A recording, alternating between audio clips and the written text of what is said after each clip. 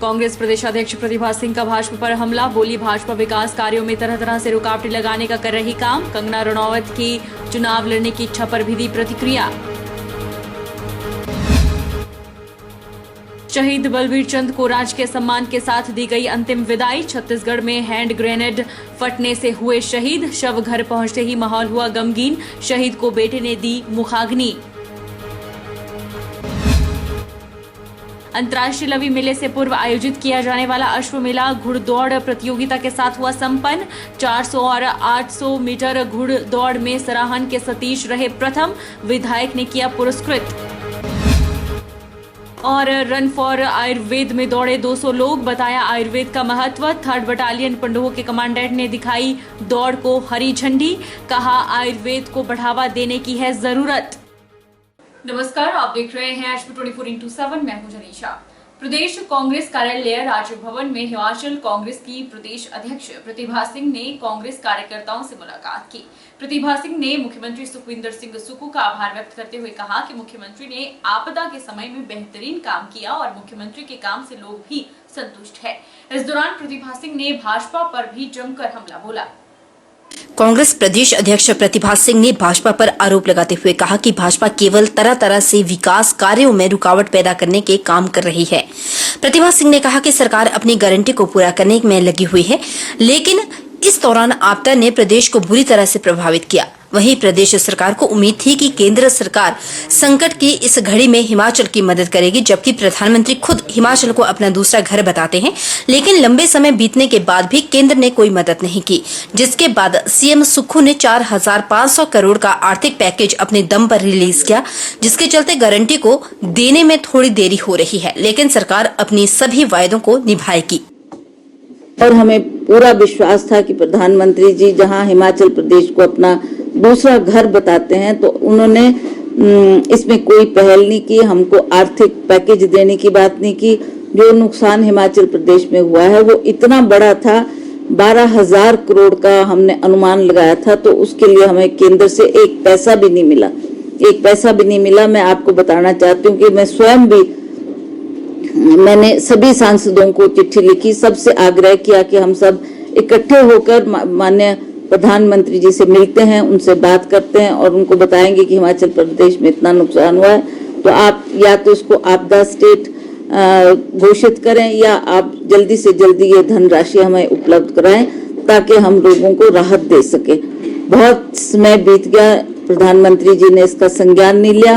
अंततः माननीय मुख्यमंत्री हिमाचल प्रदेश ठाकुर सुखविंदर सिंह सुक्खू जी ने इसमें पहल की और उन्होंने जो ये 4,500 करोड़ की धनराशि देकर लोगों को राहत देने की बात की, इसकी वजह से थोड़ी दूसरी जो हमारी महिलाओं को पैसे देने की बात थी उसमें हमारी थोड़ी देरी हुई।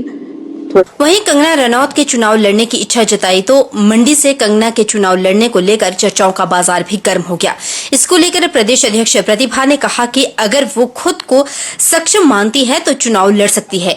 उन्होंने कहा कि अगर पार्टी आला कमान तय करता है तो हम भी उनका स्वागत करेंगे। I have nothing to say about her because it is her wish. अगर वो सोचती है वो सक्षम है, लड़ सकती है तो ठीक है, and rest is for the high command to decide. BJP से चाहती है, कांग्रेस से चाहती है, मुझे नहीं पता किधर से वो टिकट चाहती है। जो भी पार्टी समझे कि वो जीत सकती है तो ये उनका निर्णय है, ये उनका फैसला है, उसे हम भी स्वीकार करेंगे। देखिए, ऐसे तो हमारे लोग सभी जानते हैं कि 24 को लोकसभा का चुनाव होने जा रहा है, उसमें हम पूरी तरह से फील्ड में उतर चुके हैं, लोगों के बीच जा रहे हैं, लोगों से बातचीत कर रहे हैं, लोगों का फीडबैक ले रहे हैं और जहां जहां कोई कमियां नजर आ रही है उन कमियों को दूर करने का भी प्रयास कर रहे हैं। और जो हमने काम करना है इस इलेक्शन के लिए, वो अपनी संगठन को मजबूत करने के लिए भी हमने कड़े कदम उठाए हैं और निर्देश भी दिया है पार्टी वर्कर्स को कि आप इसकी तैयारी करें ताकि हम 24 का चुनाव अच्छे मार्जिन से जीत सकें। उधर कांग्रेस ने सरकार में आने के बाद प्रदेश कार्यालय में मंत्रियों के बैठने की बात कही थी, लेकिन एक दिन के लिए मुख्यमंत्री के आने के बाद अभी तक कोई भी मंत्री कार्यालय में नहीं बैठ पाया। हालांकि सभी मंत्री अपने अपने कार्यों में ही व्यस्त हो गए, लेकिन वह फिर उनसे आग्रह करेगी ताकि दफ्तरी कामकाज संगठन के स्तर पर भी प्रदेश सरकार के मंत्री काम कर सके। इसके अलावा प्रदेश मंत्रिमंडल में खाली पड़े 3 मंत्रियों के पदों और विभिन्न विभागों में अध्यक्ष के पदों पर नियुक्ति को लेकर प्रतिभा सिंह ने कहा कि उन्हें कई मर्तबा सरकार से इसको लेकर आग्रह किया और मुख्यमंत्री सुखविंदर सिंह सुक्खू को इस विषय में सोचने की जरूरत है। हालात है उसको दूर करने का प्रयास करें और उन्हें समय देना चाहिए, ताकि दफ्तर में तो आप काम को लेकर जाते हैं, पर जो संगठन की बात है वो पार्टी के दफ्तर में ही होनी चाहिए। तो मैं दोबारा उनसे अपील करूंगी कि कुछ समय वो पार्टी को भी दें। हाईकमांड टू डिसाइड क्यों मुझे देते हैं, किसको देते हैं। जिसको भी देंगे तो हम पूरा प्रयास करेंगे कि हम पार्टी के कैंडिडेट को अच्छी मार्जिन से जीत हासिल करवाएं। जब तक हमारे तक आवाज पहुंच रही है, जो हम थोड़े अखबारों के माध्यम से और सोशल मीडिया के माध्यम से देख रहे हैं, हमें लगता है कि लोगों के मन में इस बार लोग बदलाव चाहते हैं, क्योंकि मोदी की सरकार को अब 10 साल लोगों ने देख लिया है। जो उन्होंने वायदे किए थे, ये बात स्पष्ट है कि उन्होंने, जहां तक हिमाचल प्रदेश की बात है, उन्होंने यहाँ पर भी आकर मोदी जी ने कहा था कि मैं महंगाई कम करूंगा, मैं रोजगार दूंगा हमारे नौजवान साथियों को और भ्रष्टाचार हटाऊंगा। तो इस पे कहीं भी वो सफल नहीं हुए हैं। तो इसलिए लोग भी अब काफी रुष्ट हैं और लोग चाहते हैं कि इस बार बदलाव होना चाहिए और हमें पूर्ण विश्वास है कि आने वाले जो ये चुनाव है इसमें अवश्य बदलाव होगा और नया नेतृत्व प्रदेश देश को मिलेगा, ताकि हम अपने विकास के कामों को आगे बढ़ाएं और लोगों की जो चाह है उसको पूरा करें। देखिए, मैंने अपना पक्ष सरकार के सामने कई बार रख चुकी हूँ, कई बार मैंने ये बात कह दी है कि इट इज वेरी इम्पोर्टेंट कि जो जिले जहां से हमारे मंत्री बनना चाहते हैं उसके बारे में भी हमने बात की है। अब that is for the government to decide कि आप कब तक ये निर्णय लेंगे और कब तक ये ताजपोशी करेंगे। विधानसभा अध्यक्ष कुलदीप पठानिया ने जिला राहत एवं पुनर्वास समिति की बैठक की अध्यक्षता की।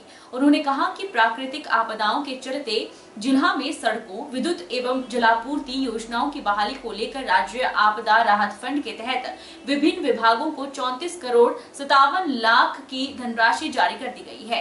राज्य सरकार ने विशेष पैकेज के तहत जिला को 3 करोड़ 35 लाख की धनराशि भी उपलब्ध करवाई है। विधानसभा अध्यक्ष कुलदीप पठानिया ने जिला राहत एवं पुनर्वास समिति की बैठक की अध्यक्षता की।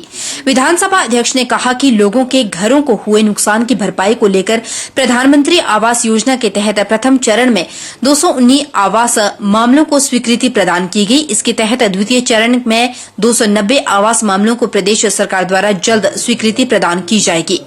कुलदीप सिंह पठानिया ने आपदा न्यूनीकरण कार्यों के तहत विस्तृत परियोजनाओं की रिपोर्ट के तहत कार्यों में तेजी लाने के निर्देश भी विभागीय अधिकारियों को प्रदान किए। उन्होंने कृषि एवं उद्यान विभाग द्वारा किसानों एवं बागवानों को प्रदान की गई राहत मामलों में विभागीय अधिकारियों को किसानों द्वारा खेतों में किए गए कार्यों के निरीक्षण करने के निर्देश भी दिए।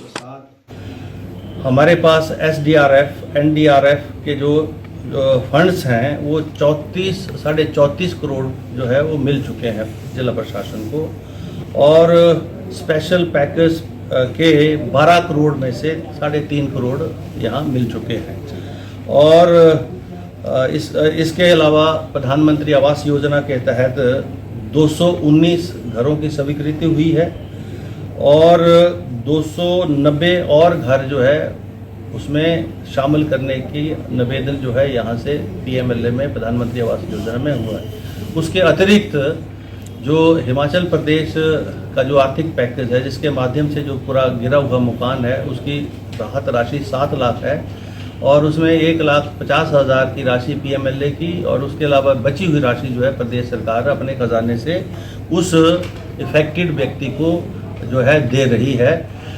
चूँकि आप जानते हैं कि अभी हमारे जो पंचायत स्तर के जो अधिकारी थे, जिनकी हड़ताल की वजह से ये काम में थोड़ा सा विलम्ब हुआ है और अभी वो सारे कर्मी जो है अब दोबारा से काम पर आए हैं और अब दोबारा से जो है वो काम की शुरुआत हुई है। इसी का रिव्यू हमने आज इस मीटिंग में किया है और ब्लॉक स्तर पर, जिला स्तर के ऊपर विभिन्न विभागों के द्वारा जो यहाँ पर अपनी रिपोर्ट रखी गई है उससे मैं पूरी तरह से संतुष्ट हूँ और जहाँ जहाँ मुझे कमियाँ दिखी हैं वहाँ मैंने उन जो है कंसर्न्ड जो डिपार्टमेंट्स हैं उनसे हमने ये कहा है कि जल्द से जो है इन कमियों को दूर करके जो है फौरी तौर पर जो रिलीफ एंड रिहेबिलिटेशन के काम हैं उनको जो है शुरू किया जाए। आप शिमला में एकीकृत संचार और आउटरीच कार्यक्रम के तहत 5 दिवसीय प्रदर्शनी की शुरुआत हुई। प्रदर्शनी के जरिए भारत सरकार के 9 वर्षों के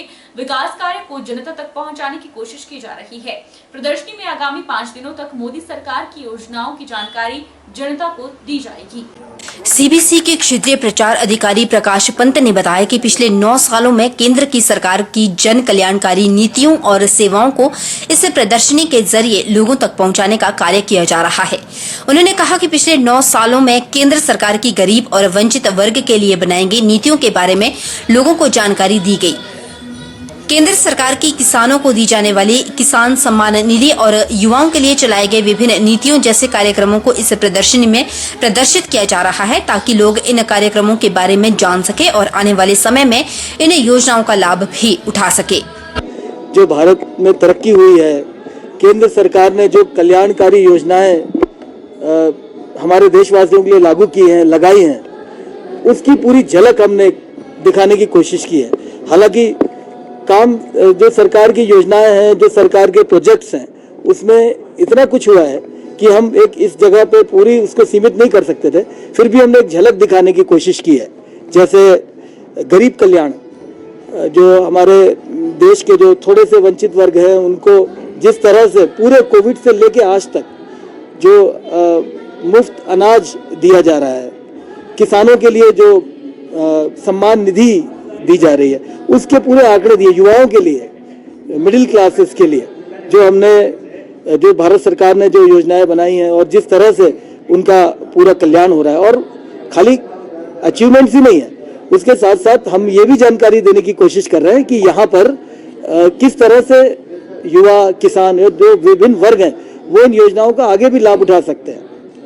तो काफ़ी लाभ होने वाला है, लोगों को काफ़ी जानकारी भी मिलेगी और इसका लाभ भी मिलेगा। तो मेरी तो यही उम्मीद है कि अगले 5 दिनों में ज़्यादा से ज़्यादा संख्या में लोग आएं और इसको देखें और सरकार की योजनाओं को लाभ। जिला हमीरपुर में नवंबर माह के दौरान निशानदेही के लंबित चल रहे अधिकांश मामलों को निपटाने के लिए विशेष अभियान शुरू कर दिया गया है। उपायुक्त हमीरपुर ने सभी तहसीलदारों को प्राथमिकता के आधार पर इन मामलों को निपटाने के निर्देश जारी किए हैं।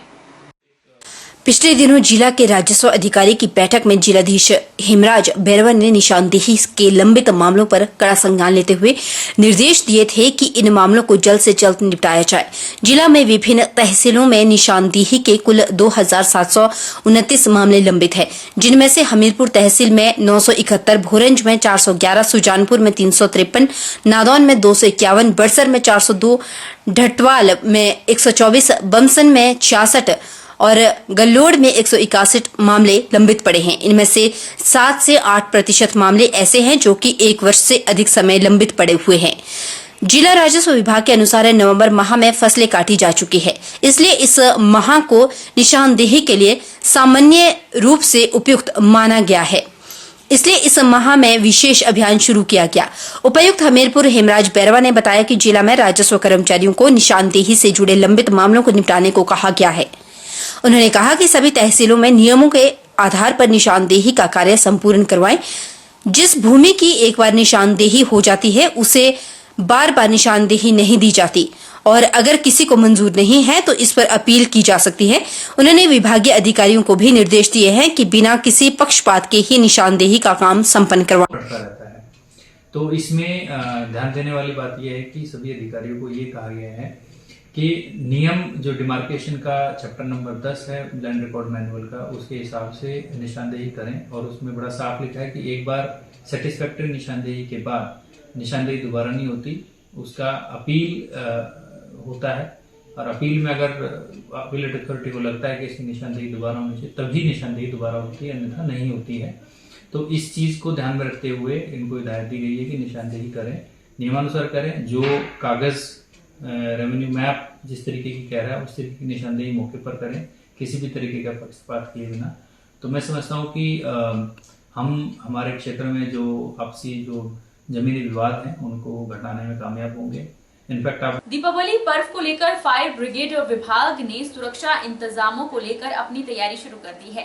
फायर ब्रिगेड के कर्मचारियों की टीम हमीरपुर बाजार में लगाए गए फायर हाइड्रेंट की मेंटेनेंस कर रहे हैं। गाड़ियों में पानी के हाइड्रेंट का रखरखाव करने के अलावा पाइपलाइन के साथ मिट्टी को हटाने का काम भी किया जा रहा है।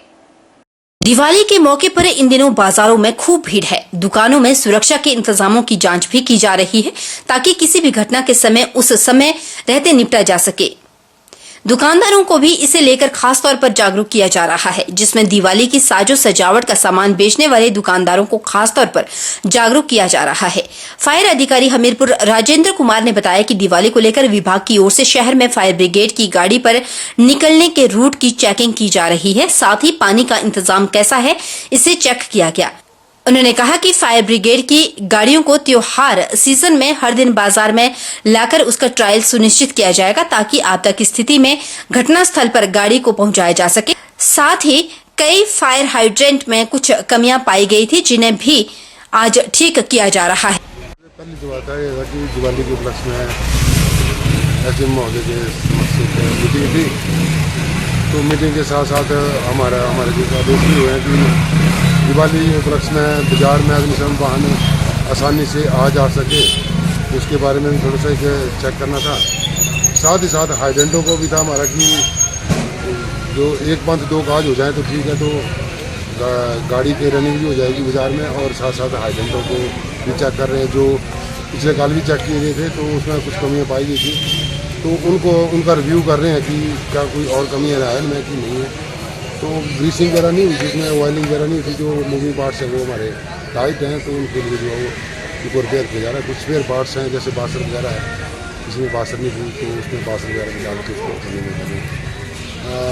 और ये चलता रहेगा हमारा दिवाली तक जो है वो 2 टाइम जो है वो गाड़ी मार्केट में जाएगी, और दिन में एक टाइम जो है 24 घंटे के बीच में हाइड्रेंट की इंस्ट्रक्शन भी रूटीन में होती रहेगी। जो मिट्टी अभी ठीक कर दिए, जो कमी पेशी है उसको हम अग्निशमन वाहन से पानी का प्रेशर डालकर उसके साथ जो मिट्टी वगैरह है बीच में लगी हुई है उसको भी रिमूव कर रहे हैं। जहाँ मैनुअल है वहाँ मैनुअल, जहाँ मैकेनिकल है वहाँ जो कर रहे हैं।